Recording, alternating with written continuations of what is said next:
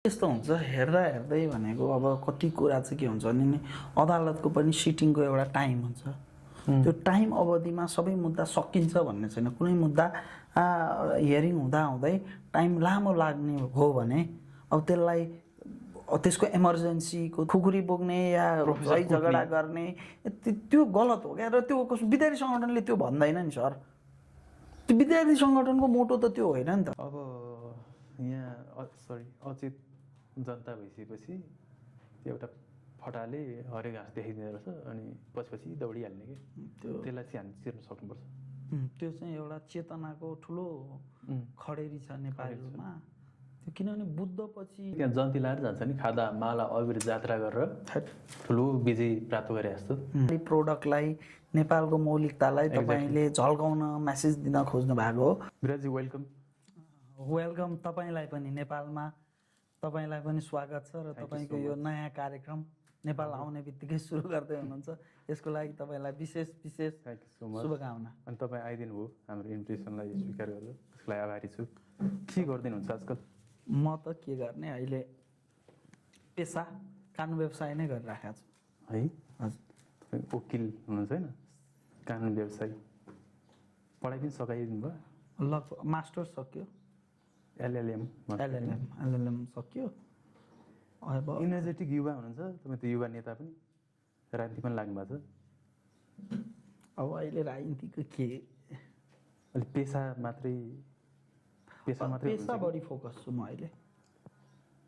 हुन त राजनीति त समाजसेवा हो नि त खासमा भन्ने हो त होइन? राजनीति त सेवा नै हो। तर नेपालमा त राजनीतिलाई पेसा बनाइदियो नि त। धेरैले त्यस्तो गरे जुन नगर्नुपर्ने थियो। कमाइ खाने भाँड बनाइदियो। कमाइ खाने। त्यसले गर्दा वास्तवमा जो राजनीतिलाई सेवाको रूपमा बुझेर हिँडेका थिए उनीहरूमाथि पनि ठुलो क्वेसन उठ्यो। केही सीमित व्यक्तिहरूले त्यस्तो गर्दैनको कारणले गर्दा। वास्तवमा राजनीति त त्यो होइन नि त। राजनीति त सेवा हो। जनता देशप्रतिको एउटा निस्वार्थ कन्ट्रिब्युसन हो। कति भइदिएन दुःखको कुरा। यो जस्तै पुरानो भनिनीहरूले एक खालको लुटतन्त्र मचाए नि।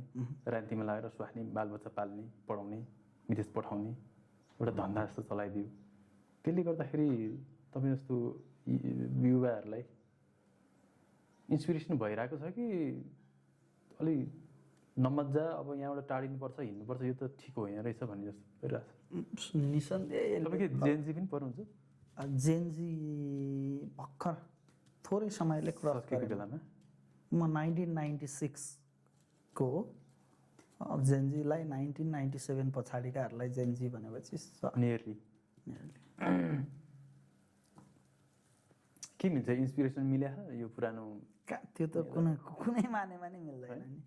बरु तपाईँलाई मिले जस्तो छ हौ। तपाईँ त्यत्रो राम्रो कमाइ धमाइ गरिराखेको त्यस्तो सबैले ड्रिम गर्ने नेसनमा त्यो पिआरदेखि लिएर सबै छोडेर त्यत्रो लग्जरियस इन्कम छोडेर तपाईँ नेपाल आउनु भएको छ। तपाईँलाई चाहिँ बरु के समय यो सारा नेपाली समाजलाई यो देशमा बस्नको लागि एकदमै डिमोटिभेट भइरहेको बेलामा तपाईँलाई चाहिँ वाट मेक्स यु? के कारणले तपाईँ चाहिँ नेपाल आउनुभयो? म त यसमा चाहिँ उल्टो तपाईँले मलाई भन्दा नि मैले चाहिँ तपाईँलाई क्वेसन गर्नुपर्ने समय छ। त्यो यस्तो हुँदो रहेछ मान्छेको एउटा फेज हुँदो रहेछ क्या। जस्तै तपाईँ यङ हुनुहुन्छ नि त अन्डर 30मै हुनुहुन्छ होइन? अन्डर 30मा चाहिँ कस्तो हुन्छ भने आफ्नो करियरको तनाव हुन्छ अलिअलि पैसा पनि कमाउँ जस्तो हुन्छ होइन? उता गर्लफ्रेन्ड पनि 2-4 जना घुमाउन पाएदेखि हुन्थ्यो। अलिक मस्तसँग हिँड्न पाए हुन्थ्यो। गाडी घोडा होस् शानदार जीवन जिउन पाए हुन्थ्यो भन्ने हुन्छ क्या। अनि त्यो अलिकति क्रस भइसकेपछि अलिअलि अर्निङ पनि हुन्छ अनि बेसिक निड्स तपाईँको पुगिसकेको हुन्छ, कम्प्लिट भइसकेको हुन्छ। बेसिक निड्स भन्नाले उता गर्लफ्रेन्ड पनि चलाइसकेको हुन्छ 2-4 जना, यता गाडी घोडा नि हुन्छ, अलिअलि पैसा पनि हुन्छ अनि ठिक्कको आफ्नै एउटा घर गोठ जस्तो बनाउन सक्ने हैसियत भइसकेपछि चाहिँ तपाईँलाई कि त तपाईँ कुबेर नै बन्छु भन्ने हुनु पऱ्यो होइन? त्यो पापै पाप बोकेर हिँड्ने क्या। पापको घडा बोकेर हिँड्दै पुग्नु पऱ्यो कि त अब त पुग्छ जस्तो लाग्छ। तपाईँ हामी देशको चिन्तन गर्ने मान्छे आम नेपाली जनताको चिन्ता लिने मान्छेलाई चाहिँ पोल्दो रहेछ त्यसले। विदेशमा साँच्चै बस्नु सकिँदैन। दिनका दिन तनाव हुन्छ क्या। भनेपछि तपाईँ त्यो तनाव एक्ज्याक्टली त्यो झेल्न नसकेरै नेपाल आउनुभयो? म मात्रै होइन, मलाई मेरो साथीहरू हुनुहुन्छ कोही साथी तपाईँले पनि चिन्नुहुन्छ होइन, ती साथीहरू पनि रिजाइन दिए सर भन्नुहुन्थ्यो हिजो अस्ति भर्खरै। हुन्छ के त्यस्तो, त्यहाँको कमाइ त्यहाँको पैसा त केही पनि होइन, त्यहाँ कसरी बाँच्ने या पैसा हुन्छ फेरि हरेक मान्छे यहाँ नेपालमा चाहिँ सब एभ्रिवान्स ड्रिम फर द्याट क्या। मैले भने नि त्यो केही त्यो फेज हुन्छ क्या लाइफको, त्यो फेज कटिसकेपछि चाहिँ तपाईँको बेसिक निड्स पुरा भइसकेपछि हुँदैन यार, आफ्नै देश फर्किनुपर्छ, बरु यस्तै चाहिँ आफ्नो देश बनाऊँ न त भन्ने अभियानमा लागौँ भन्नेतिर जान्छ कि मान्छेहरू। म त्यही नै एउटा पात्र हुँ, फर्किनुपर्छ, आफ्नै देशमा गर्ने हो। तपाईँ भन्न मिल्छ यो, किनभने यो प्राइभेसीको कुरा त हो कि मैले तपाईँलाई त मोटिभेट नयाँ पुस्तालाई मोटिभेट होस् भनेर, मलाई नयाँ पुस्तालाई पनि मोटिभेट होस् भनेर क्या तपाईँले बताउनु। तपाईँ बेलायतमा कति कमाइराख्नुहुन्थ्यो महिनाको? त्यो कमाइ यहाँ भन्यो भने त होइन, मैले त्यो मोटिभेसनको लागि मात्र, त्यो तपाईँको कमाइ एकदम राम्रो कमाइ मेरो चाहिँ। ट्याक्स काटेर मैले त्यहाँको 42-43 पाउन्डसम्म कमाउँथेँ। त्यो नेपाली नेपालको 8.5 लाख जस्तो। 8.5 लाख? अनि तपाईँ त्यत्रो महिनाको 8.5 लाख रुपियाँ? 8.5 लाख ट्याक्स काटेर, ट्याक्स एनआई काटेर। अब त्योभित्र चाहिँ मैले आफ्नो कोठा भाडा तिर्नु पऱ्यो, आफ्नो खानपान गर्नु पऱ्यो। भनेपछि ट्याक्स नकाट्दा तपाईँको कति जति? ट्याक्स नकाट्दा मिठो पैसा आउँछ। मिठो 53-5400 पाउन्ड आउँछ। भने नेपाली कति? नेपाली 11 लाख जस्तो। अनि तपाईँ नेपाली 11-12 लाख कमाउने मान्छे, अब तपाईँ त्यो सब छोडेर नेपाल आउन चाहिँ त्यो देशको मायाले नै, देशको मायाले है। आफ्नो व्यक्तिगत स्वार्थको लागि त त्यही नै बेस्ट थियो नि त मलाई होइन। पैसा भइसकेपछि सबै थोक किन्न पाएँ नि त, त्यहाँ कमी केही पनि छैन। बाबा आमाको कमी छ, आफ्नो राष्ट्रियताको कमी छ, द्याट्स इट। अरू के पनि पिआर पनि पाउने, पिआर पनि तोडेर आउनुभयो है। मैले त्यागेर आइदिएको त्यस्तो पिआर सिआर मैले त्यो अप्लाई नै गरिनँ। साथीहरूको प्रेसरले चाहिँ अलि गर्नु यताउता के भन्दै थियो, म गर्दिनँ यस्तो पिआर सिआर मलाई चाहिएन भनेर हिँड्थेँ। मैले तपाईँलाई अस्ति एउटा प्रुफ पनि देखाइदिएको थिएँ, त्यही भएर सबै क्यान्सल गरेर हिँड्थेँ। यो ठिक छैन नि। मैले त यति मात्र सोचेँ कि म यहाँबाट जाने बेलामै म चाहिँ मलेसिया जाँदैछु, युके नामको मलेसिया जाँदैछु, त्यहाँ म लेबर काम गर्छु होइन, श्रम गर्छु, के पैसा कमाउँछु र फर्किन्छु भन्ने थियो। त्यही नै गरेँ। प्रत्येक युवाले चाहिँ, प्रत्येक विदेश जाने युवाले यही नै सोच्नु ठान्छु म चाहिँ। किनकि श्रम शक्ति नै बाहिर गइसकेपछि त आफ्नो देश के रहन्छ र त्यो धमिराको गोलो जस्तो रहन्छ क्या, देख्दाखेरि चाहिँ ठुलो देख्ने भयो तर भित्र खोक्रो त्यस्तो खोक्रो आफ्नो देशलाई बनाउनु त भन्दा बनाउनु भएन। तपाईँ यस्तो हुनार युवा हुनुहुन्छ, यहाँ पढे लेखेको युवा हुनुहुन्छ होइन, यस्तो पढे लेखेको युवाहरू, ऊर्जावान युवाहरू चाहिँ आफ्नै देशमा बस्ने हो। तपाईँहरू देखेर पनि फर्केर आने हो नि। तपाईँ जस्तै युवाहरू उतैतिर फेरि पलायन हुने हो भने त म पनि त्यतै रहन्थेँ होला नि। त्यही पनि हुन्छ, कमिटी समिति हुन्छ, एक्सेप्सन हो सर। अपवादमा हामी जस्ता केही मान्छेहरू मात्र नेपाल यङ जेनेरेसनको हिसाबले अहिले श्रम शक्ति त नेपालमा धेरै कम भइसक्यो नि। तपाईँ अहिले नराम्रो केही पनि पाउँदैन नि, त्यो श्रम शक्ति सबै विदेश गइसकेको छ। हामीलाई अब सोसाइटीले चाहिँ हामीलाई यो जान नसक्या भनेर हेर्छन् होइन। हामी वास्तवमा यो देशको मायाले हामी जान नसकेर बाहिर नगए होइन नि त, हामी पनि जान सक्थ्यौँ। तर अब सोसाइटीले चाहिँ अहिले हामीलाई के भन्छ, यो जान नसकेर नगए जस्तो, त्यो चाहिँ फेरि त्यो अचितहरूले भन्ने कुरा हो जस्तो लाग्छ मलाई होइन। अचितहरूले चाहिँ त्यही भन्ने हो, तर यो त हाम्रो त भर्जिन ल्यान्ड हो नि नेपाल त। यहाँ कति धेरै सम्भावनाहरू छन्। समस्या एउटै के समस्या नि, अध्ययनको समस्या छ। मान्छे अध्ययन नभएपछि अचेत हुन्छ, भेडा हुन्छ। भेडा भइसकेपछि जसले जता डरायो उतै जाने हो, जसले अलिकति हरियो घाँस देखाइदियो त्यही घाँसको पछि दौडिने हो। यो अचेतको जमात छ, यो अचेतको जमातलाई चाहिँ हामी सचेत युवाहरूले सही बाटोमा डोर्याउनु पर्छ भन्ने लाग्छ मलाई चाहिँ। ठिक हो, सामूहिक प्रयत्न गर्नुपर्छ। गरौँ, सामूहिक प्रयत्न गरौँ। देशलाई कम्तीमा अब म बेलायत छोडेर आएर बेलायत जस्तै हाम्रो देश बनाउँ न त, सकिँदैन र होइन।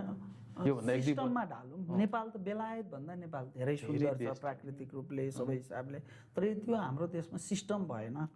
त्यो सिस्टम चाहिँ हामीले बनाउन सक्यो भने भोलि अरूले चाहिँ नेपाल जस्तो देश बनाऊ भन्ने त्यो ख्वाब राखौँ न होइन र। अब यहाँ अचेत जनता भइसकेपछि एउटा फटाले हरियो घाँस देखाइदिँदो रहेछ अनि पछि दौडिहाल्ने कि त्यसलाई चाहिँ हामी चिर्न सक्नुपर्छ। त्यो चाहिँ एउटा चेतनाको ठुलो खडेरी छ नेपालमा। त्यो किनभने बुद्धपछि नेपालमा एउटा तपाईँ हामीले हेऱ्यौँ भने त्यो फिलोसोफरै हामीले जन्माउन सकेनौँ। फेरि नेपाली सोसाइटी पनि के हो भने बुद्ध जन्मेको देश भइसकेपछि त अरू बुद्धहरू या त्यही स्तरको इन्लाइटेन्ड पिपलहरू हामीले जन्माउनु पर्थ्यो नि त। तर हामीले जन्माएनौँ। तर हामीले अब कस्ता फटा नामौद गुन्डाहरू चाहिँ हामीसँग प्रशस्त छन्। यो नभए यो नभए यो, अनि सोसाइटी 101 ठगहरू, 101 फटाहरू तिनीहरूकै वरिपरि घुम्ने र तिनीहरूले नै हामी सबैलाई घुमाउने जस्तो। अब तपाईँ हाम्रै जीवनमा हामी स्टिल अहिले पनि युवा नै त छौँ होइन। तपाईँ हाम्रै जीवनमा हामीले कतिजना नेता भन्ने ठगहरू भयौँ नि, यिनलाई हामीले कुनै बेला हिरो ठान्थ्यौँ कि ओहो पक्कै यसले चाहिँ राम्रो गाइडेन्स गर्छ होला भनेर पछि लाग्यौँ। समय पनि गुजाएर बितायौँ होइन, कति पैसा बितायौँ होला, समयहरू बितायौँ, हाम्रो जवानी खेर गयो। त्यो पनि तपाईँले भन्नुभएको जस्तै त्यो बुद्ध जन्मेन। खास समाजलाई गाइड गर्न सक्ने एउटा बुद्धको खाँचो छ।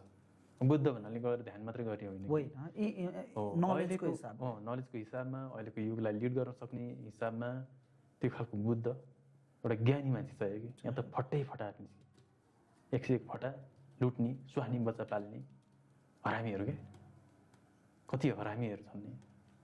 यी पाइला पाइलामा ठगिदिन्छ तपाईँलाई। यो चाहिँ एकदम दुखान्त हो यो देशको। अनि अनसिभिलाइजेसन त्यत्तिकै। सिभिलाइजेसनको एउटा त्यो पब्लिक मोरालिटी, सिभिक सेन्सहरू चाहिँ हामी नेपाली जनतामा, तपाईँ हामीमै आउन धेरै बाँकी छ। अब तपाईँ त लामो समय बाहिर पनि बस्नुभयो, हामीले पनि कहिलेकाहीँ अवसरहरू पायौँ छिमेकी देशहरू घुम्न चाहिँ जानुपर्छ भन्छु म कम्तीमा। अब उनीहरू यो अवस्थामा आइपुग्नुलाई योभन्दा 200 वर्ष अगाडिदेखि स्ट्रगल गरेको होइन, 200-255 वर्ष अगाडिदेखि भने हामी चाहिँ किन नसक्ने त? सक्छौँ नि, हामीसँग रिसोर्सेस टन्न छ, त्यसलाई युटिलाइज गरौँ। कम्तीमा यहाँबाट त्यो ढोङको चेतना चाहिँ फालिदिउँ। ढोङले चाहिँ खतम पार्यो हो नि त हाम्रो देश। जताततै ढोङ, यो गरेर हुँदैन अरे, फलाना दिनमा त यस्तो हुँदैन अरे, अचम्म के त्यो ढोङले सिद्ध्याएको हो। खासमा हाम्रो यहाँ केही बिग्रेको छैन, मात्रै आर्थिक दृष्टिकोण सबल बनाउने हो भने यो देश त यस्तो स्वर्ग देश हो। हेर्नु यहाँ गर्मी भएर छैन अहिले भ्यालीमा, काठमाडौँ भ्यालीमा शीतल खान मन लाग्यो भने अलिकति 7-8 घन्टाको ड्राइभ गऱ्यो भने हामी जम्सम्म पुग्छौँ। अनि कस्तो दामी ठाउँ छ क्या। अझै गर्मी खानु मन लाग्यो भने चितवन कति टाढा विषय, 3-4 घन्टाको विषय होइन, 5 घन्टामा चितवन पुगिन्छ। कस्तो दामी ठाउँ छ क्या यो ठाउँलाई। अब तपाईँ हामी नै बेच्नै जानेनौँ, हामीसँग मालहरू छ, टन्नै मालहरू छ। त्यो मालहरूलाई उत्पादन गर्ने र वितरण गर्ने गऱ्यौँ भने छोटो समयमा मस्तसँग देश विकास हुन्छ। तर यसको लागि चाहिँ सचेत नेतृत्व चाहियो। हिरोइजमले चाहिँ नचल्ने रहेछ कि, हिरोइजमको पछाडि चल्दैन, यो त कहीँ पनि चल्दैन। फिल्मको हिरो जसरी पुज्ने, नायक बनाइदिने, अनि त्यो नायकले हे गर्दाखेरि गुन्डा नभएपछि त त्यसैलाई नै खलनायक देख्ने भयो। नायक खोज्ने समाज त कहिले पनि अगाडि बढ्दैन, किनभने त्यो चेतनाको कमी भएपछि नायक खोज्ने हो क्या। अर्को कोही एउटा तिलस्मी नेतृत्व आउँछ र हाम्रा सम्पूर्ण दुःख समस्याहरू चाहिँ हल गरिदिन्छ भन्ने जो चेतना जबसम्म रहिरहेको छ नि, त्यो कारणले गर्दा बुद्ध नजन्मेको हो क्या यो देशमा। बुद्ध पछिको अर्को बुद्ध हाम्रै उत्पादन छ, मै लिनु होला। तर यो मग चाहिँ कफीको मग हो होइन, मै लिनु।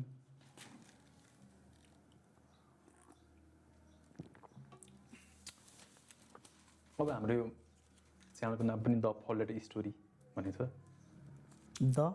The folded story. त्यहाँ चाहिँ अहिलेसम्म नसुनाएका कथाहरू, गुम्सिएका कथाहरू खोतल्ने प्रयास गर्छौँ। अब खोतल्न म कति सक्षम छु कि छैन त्यो अब पछि देख्ने कुरा हो। कहाँ जन्मनु भयो? मेरो जन्म सिन्धुपाल्चोक जिल्लामा। सिन्धुपाल्चोक जिल्ला। अनि पढाइ उतै सकाउनु भयो? सबै यतै मेरो। अनि बच्चामै सिफ्ट हुनुभयो त? म जन्मेको मात्र सिन्धुपाल्चोक। सबै यतै। काठमाडौँ चाहिँ मेरो काठमाडौँ जिल्लामा चाहिँ म 7 क्लाससम्म पढेँ। मेरो जन्माइ हुर्काइदेखि लिएर सबै काठमाडौँमै भयो। अनि 7 पछाडि चाहिँ म काठमाडौँ भ्यालीभित्रको भक्तपुर जिल्लामा, काठमाडौँ भ्यालीभित्रको उपत्यकाभित्रको भक्तपुर जिल्लामा मैले 7, 8, 9, 10 एसईसम्म यहाँ दिएँ। त्यसपछि फेरि ब्याक टु काठमाडौँ। बोर्डिङै पढ्नुभयो? प्राइभेट। बोर्डिङ पढ्नेहरूलाई त लकी भन्छ नि नेपाली होइन, त्यो एउटा हाम्रो देशको दुःख, एउटा स्याड स्टोरी हो क्या। कि हामीले सार्वजनिक शिक्षालाई जुन तहबाट गुणस्तरीय ढङ्गबाट लानु पर्थ्यो त्यो बनाउन सकेनौँ। गुणस्तरीय सार्वजनिक शिक्षा नभइसकेपछि प्राइभेट शिक्षा स्वाभाविक रूपले फस्टाउने भयो। अब त्यो प्राइभेट शिक्षा पढ्नुपर्ने मेरो बाध्यता। तर खोइ मलाई त्यो अचम्म लागेको चाहिँ प्राइभेट पढ्ने स्टुडेन्टहरू हुन्छ नि, खास उनीहरूले त्यस्तो सिकेको जस्तो के सिके त यिनीले भनेर हाम्रो शिक्षा प्रणालीले त्यस्तो सिकाउने खालको छैन नि त है। तपाईँलाई हाम्रो शिक्षा प्रणाली कस्तो छ हेर्नु न। प्राइभेट किन पढाउने भन्दा अङ्ग्रेजी जान्नको लागि मात्र। मकसदै के भन्दा अङ्ग्रेजी राम्रो बोल्ने र अङ्ग्रेजी राम्रो लेख्ने पढ्ने। पढ्न टेक्स्ट बुक पढ्नको लागि सक्छ होला, 2-4वटा अङ्ग्रेजी शब्दहरू ग्रामर मिलाएर बोल्न सक्छ होला, तर वास्तवमा शिक्षा त जीवन पद्धतिको लागि हो नि। त्यो जीवन पद्धति सिकाउने शिक्षा चाहिँ हामीले दिन सक्यौँ कि सकेनौँ भन्ने हो क्या। अहिलेका बच्चाहरूलाई अन्डा कहाँ पाइन्छ भन्दा पसलमा भाटभटिनीमा भन्ने भयो क्या। अन्डा कसरी उत्पादन हुन्छको नलेज छैन। धान कसरी उम्रिन्छ भन्नेको नलेज छैन। त्यो धान उमार्न कति 90 दिन होइन 6 महिना वर्ष दिन कति लाग्छ त्यो चेतना अहिले छैन। बस उनको गाउँमा बोरामा चामल आछ, भात खाछ, बस। त्यो प्रक्रिया के हो त्यो कुरा चाहिँ जीवन पद्धतिमा जसरी ढाल्नु पर्थ्यो शिक्षालाई त्यसरी चाहिँ हामीले सकेनौँ। शिक्षा त महत्त्वपूर्ण पाटो हो नि त। तपाईँ कहाँ पढ्नुभयो के इन्ट्रेस्टिङ कुरा सुनाउँछु म। यहाँबाट बेलायत जाँदाखेरि 1-2वटा ठाउँमा भाडा मान्नै सकिनँ कि, किनकि मसँग काम गर्ने बानी थिएन। यहाँ हल्लेर हिँड्थेँ होइन, हिरो ठान्थेँ कि आफूलाई। उहाँ पुगेपछि काम त गर्नु पऱ्यो। अनि के काम गरेँ, हातमा सिप छैन। अनि बुजुर्गताले म पढाए हुँ जस्तो पनि फिल हुन्थ्यो नि मलाई होइन। मेजर इङ्ग्लिस पढेर गएको म। कहाँ पढ्नु हो? मेजर इङ्ग्लिस पढेर गएको। इङ्ग्लिस पनि म राम्रै बोल्छु जस्तो हुन्थ्यो क्या मलाई, घमण्ड क्या, वायत घमण्ड। अनि कफी सपमा काम पाएँ, त्यो काम सुरु गरेँ मैले। ट्रेनिङ दियो 3-4-5 दिन, त्यस बनाउन आयो मलाई। अनि एउटा त्यहाँको ब्रिटिस, तिनीहरूले त ब्रिटिस पनि भन्दैन, ब्रिटिस भन्छ क्या, एक्सेन्ट तिनीहरूको यस्तो इङ्ग्लिस होइन, ब्रिटिस भन्छ। अनि ब्रिटिस बुढो आयो अनि उसले फ्लाइ भन्यो क्या, बुझ्दै बुझेन मैले त। त्यो फ्ल्याट वाइट भन्ने कफी हुन्छ नि, FLAT WHIT, फ्ल्याट वाइट भन्ने कफीलाई फ्ला वाइ भन्दो रहेछ क्या। पऱ्यो म त ला के भनेर रातो रातो भयो क्या। गार्डन भने फेरि अनि ऊ हाँसेर यस्तो मेनुमा देखाइदियो। मलाई त्यो बेला म फङ्ग्रङ्गै पऱ्यो कि ठिक्क मैले सिकेको इङ्ग्लिस होइन। इङ्ग्लिस मैले इङ्ग्लिस सिकिरहेको, इङ्ग्लिसले बोलेको इङ्ग्लिस म बुझ्दिनँ भनेदेखि मैले के पढेछु त यार होइन। अनि त्यो बेला म कस्तो के शिक्षा होला त्यो, इङ्ग्लिसले इङ्ग्लिस बोलेको मैले बुझिनँ। म इङ्ग्लिस पढेको मान्छेले। अनि अचम्म लाग्यो मलाई, ओहो यो त यार कस्तो शिक्षा नीति होला। त्यस्तै कुराहरूले घोचिराख्यो क्या। होइन यो हाम्रो शिक्षा प्रणाली त ड्रास्टिक सुधार गरिएन भने यो शिक्षा प्रणाली तपाईँ कहाँ पढ्नुभयो के पढ्नुभयोले केही अर्थै राख्दैन क्या। अनि पछि म त्यहाँ चौकीदार काम गरेँ, सेक्युरिटी गार्ड। यहाँको सेक्युरिटी गार्डले त सलाम हान्छ, गेटमा बाहिर उभ्याएर राखिदिन्छ, उसले त्यस्तै तालपुरेदेखि कुटेर हिँड्छ होइन, कस्तो डिसरेस्पेक्ट गर्छ नि। तर त्यहाँको चौकीदार त्यस्तो हुँदैन, लाइसेन्सलाई ट्रेनिङ दिएको हुन्छ। अब नर्मली इमर्जेन्सीमा अपराधहरू हुँदाखेरि कसलाई कन्ट्याक्ट गर्ने के गर्ने सबै सिकाएको हुन्छ। एक्सेस कन्ट्रोल गर्ने हो नि त सेक्युरिटी काम भनेको त, नर्मल पुलिसकै जस्तो काम के। अनि कामप्रतिको रेस्पेक्ट त्यस्तो हुने क्या। यहाँको सेक्युरिटीले चाहिँ सलाम हान्नु पऱ्यो जो भेट्यो त्यसलाई, उताकोले चाहिँ बाल नदिए पनि हुने, भसे नगरे पनि हुने। अब चिनेको छ भने हाय हेलो गऱ्यो, जागिर पाकिदिएको। अनि यहाँ चाहिँ श्रमप्रतिको सम्मान पनि छैन। उल्टो चौकीदार सलाम पनि हानिरहेछ बिचरा। किन यस्तो भइरहेछ? यो सबै कुरा त चेतनाले होइन र हो, चेतनाले नै निर्धारण हो।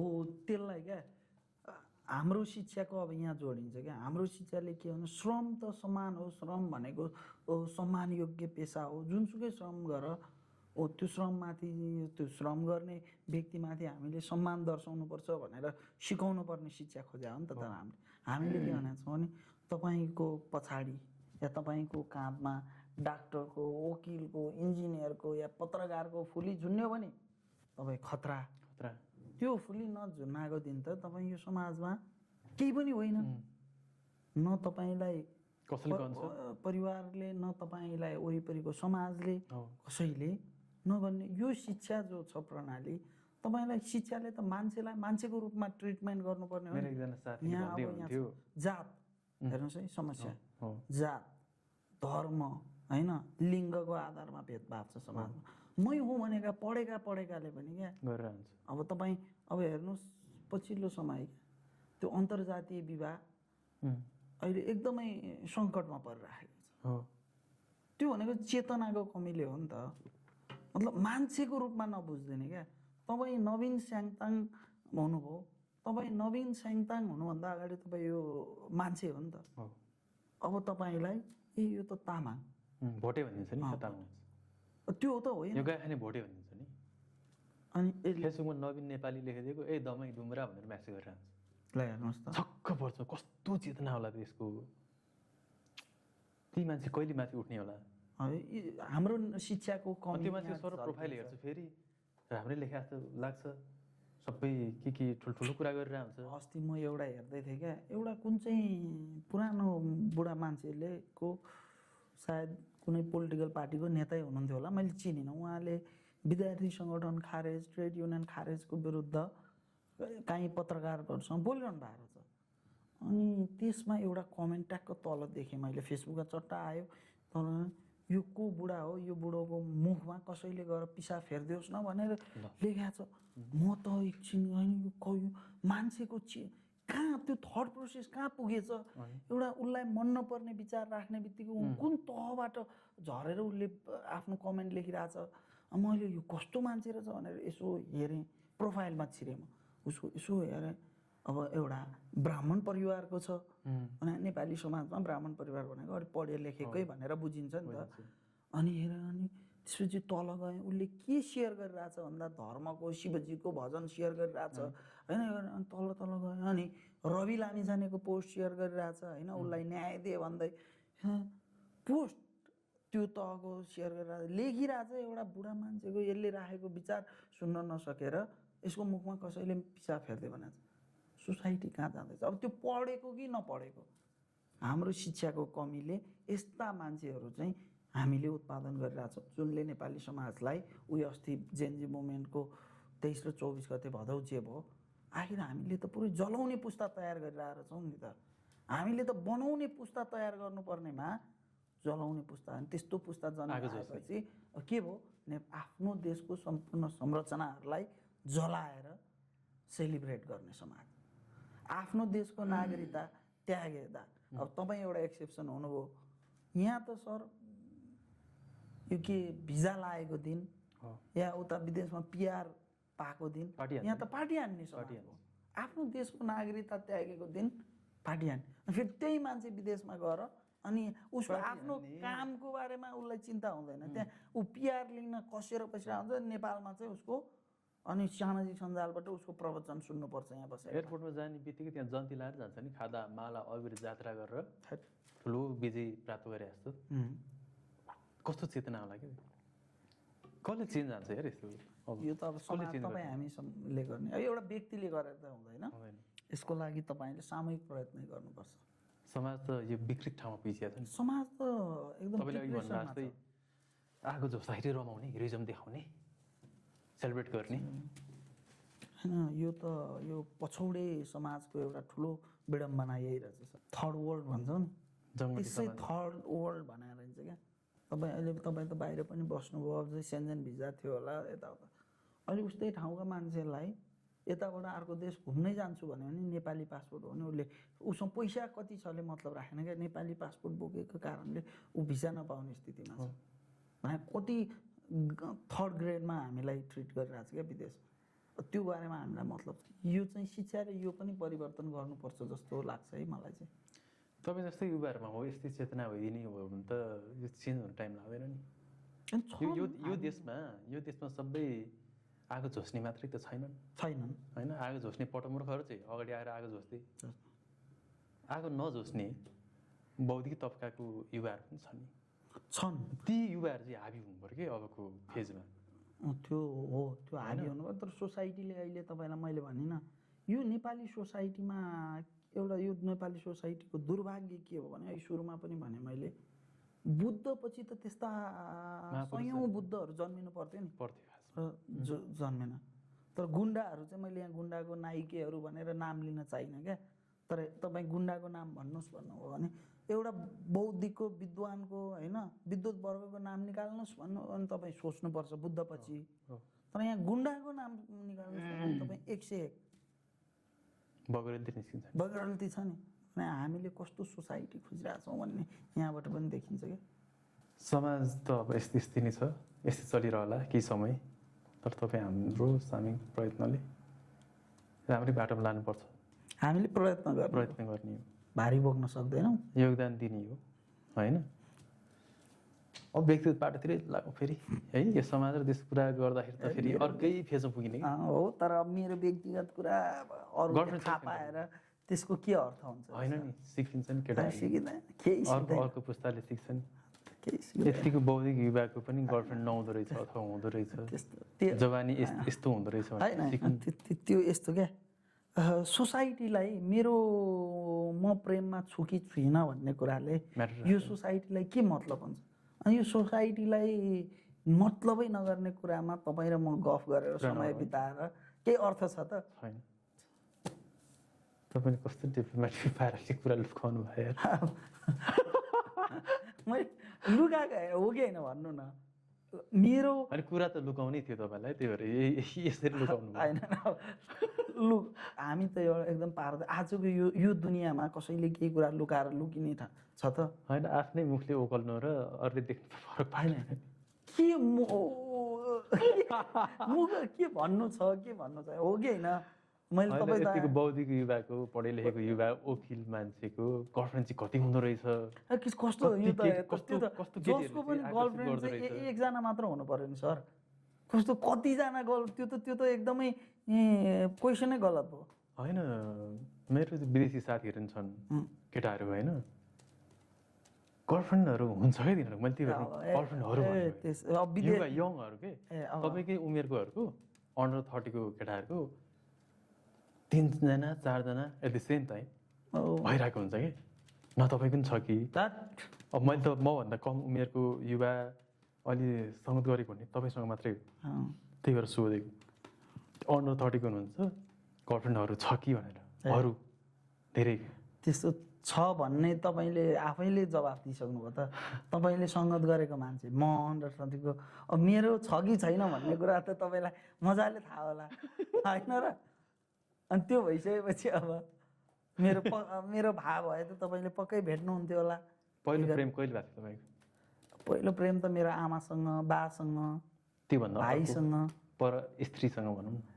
स्त्रीसँग पहिलो प्रेम त यस्तो अट्र्याक्सनहरू भए, प्रेम पनि भयो। त्यस्तो कतिजनासँग भने यस्तो एज अ ह्युमन त मेरो धेरैजनासँग प्रेम भयो। जस्तो मेरा साथीहरूसँग भए, मेरो परिवारका सदस्यहरूसँग भए। मैले भनेको पर स्त्री भनेको अरू केटी साथीहरूसँग प्रेम। मैले मेरो अब गर्लफ्रेन्ड कतिजना, एकजना हुन्छ, एकजना गर्लफ्रेन्डसँग प्रेम हुन्छ नि होइन र? धेरैजनासँग चाहिँ भएन? भएन। आजकल केमा व्यस्त हुनुहुन्छ? विशुद्ध पेसामै लिटिगेसनै गरिरहेको छु। कस्तो छ कमाइ तपाईँको पेसा? जस्तै एज ए कानुन व्यवसायी यो देशमा कमाइ कस्तो राम्रो यस्तो छ? अब तपाईँलाई मैले मेरो व्यक्तिगत, मैले अघि पनि भने नि हजुरलाई, मेरो व्यक्तिगत कुरा गरेर त फेरि यो सोसाइटीलाई के कन्ट्रिब्युसन होइन। म एज अ होलिस्टिक एप्रोचमा भन्छु। म एज अ लिगल दिनमा चाहिँ +2 सकेपछि केटाहरू अथवा केटीहरू, युवा युवतीहरू विदेश जाने सोचिरहेको हुन्छन् कि? त्यो त तिमीलाई त एउटा इन्सपिरेसन मिल्ला नि, एउटा लेसन मिल्ला नि होइन? राम्रो गर्न सक्छ, कानुनको क्षेत्रमा जाने, कानुनको क्षेत्रमा लाग्छु, म पढ्छु, करियर बनाउँछु भन्नेहरूको लागि त राम्रो छ। एउटा तपाईँ त एक्जाम्पल हुनुहुन्छ नि त। राम्रो छ है, मजासँग बाँच्न सकिन्छ। मेहनत गरेर हो भने राम्रोसँग बाँच्छ। मेहनत त जहाँ पनि गर्नुपर्छ। तर हाम्रो समस्या के हो भने मार्केट एकदम सानो छ क्या, र कम्पिटेटिभ मार्केट छ। त्यो कम्पिटेटिभ मार्केटमा तपाईँले आफूलाई कसरी उभ्याउनुहुन्छ भन्ने कुरा हो। तपाईँ आफूलाई उभ्याउन सक्नुभयो, कम्पिटेटिभ ढङ्गले आफूलाई प्रेजेन्ट गर्न सक्नुभयो, सबै कुरामा आफूलाई अरूभन्दा अब्बल राख्नुभयो, अपडेटेड राख्नुभयो भने गर्न सक्नुहुन्छ। होइन भने मार्केट सानो छ हेर्नुहोस्। पैसाको हिसाबमा तपाईँ कानुन व्यवसायी हुनुहुन्छ, राजनीतिक हिसाबमा त तपाईँ विद्यार्थी नेता पनि हो नि। म विद्यार्थी राजनीति पनि गर्थेँ भन्नेमा छु अहिले। म अहिले चाहिँ हुनुहुन्न? छु प्राविधिक रूपमा, तर म अब यो कस्तो क्वेसन सोध्दैन हो भने है, अब म विद्यार्थी आन्दोलनबाट बिदा हुने चरणमा छु। ए अहिलेको सरकारले यो विद्यार्थी युनियनहरू खारेज गर्ने भन्ने एक खालको के कार्यान्वयन भइरहेछ कि होइन? अदालतमा, सर्वोच्च अदालतमा मुद्दा चलेको छ। मुद्दाले स्टे अर्डर, अन्तर्कालीन अन्तरिम आदेश जारी भएर बसेको छ। त्यो हुँदा यो सरकारले नीतिहरू चाहिँ बनाइराखेको छ, तर अदालतको अवहेलना गरिराखेको छ होइन।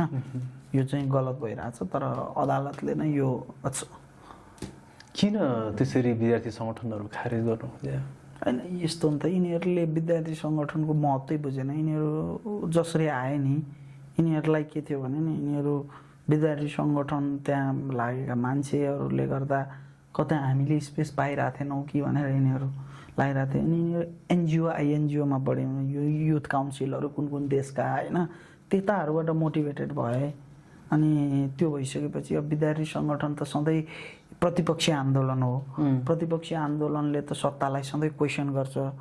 सत्ता क्वेसन सहन चाहँदैन, सुन्न चाहँदैन। जब क्वेसन सुन्न चाहँदैन त्यसपछि गर्ने के भन्दा बरु मुखै बन्द गरिदिने। अनि यो विद्यार्थी सङ्गठन मात्रै हुनुपर्ने हो नि त खासमा त? विद्यार्थी सङ्गठनहरू चाहिँ किन भइदियो? यस्तो हो, यसलाई राजनीतिक दलको पिस लगु होइन होइन, यस्तो यही चाहिँ फेरि यही हो क्या, ज्ञानको कमी भनेकै यही हो। समाजमा विचार स्वतन्त्रतापूर्वक राख्न पाउने संविधानले ग्यारेन्टी गरेको कुरा हो। तपाईँलाई के विचार मनपर्छ त्यो विचारसँग साङ्गठनिक ढङ्गले आबद्ध हुन पाउने तपाईँको राइट्स हो, फन्डामेन्टल राइट हो। अनि कोहीलाई वामपन्थी विचारधारा मन पर्ला, कोहीलाई प्रजातान्त्रिक विचारधारा मन पर्ला, कोहीलाई दक्षिणपन्थी विचारधारा मन पर्ला होइन। त्यो कुन विचारसँग आफू आबद्ध हुन पाउने त त्यो अधिकार हो नि त। त्यो मुताबिकको सङ्गठनहरू बनेका छन्। जस्तै राप्रपा राजा ल्याउनुपर्छ भन्ने मान्छेहरू त कम्युनिस्ट पार्टीको कार्यकर्ता बन्न आउँदैन नि त। एउटै विद्यार्थी सङ्गठनमा रहनुपर्छ भन्ने कुरा हो भने, या आफूलाई लिबरल डेमोक्रेट सोच्नेहरू त स्टेटको भूमिका अलि बढी हुनुपर्छ भनेर खोज्नेहरू र लिबरल डेमोक्रेट चाहिँ फ्री मार्केट कम्पिटिसनको वकालत गर्नेहरू त एक ठाउँमा आउन सक्दैन नि त।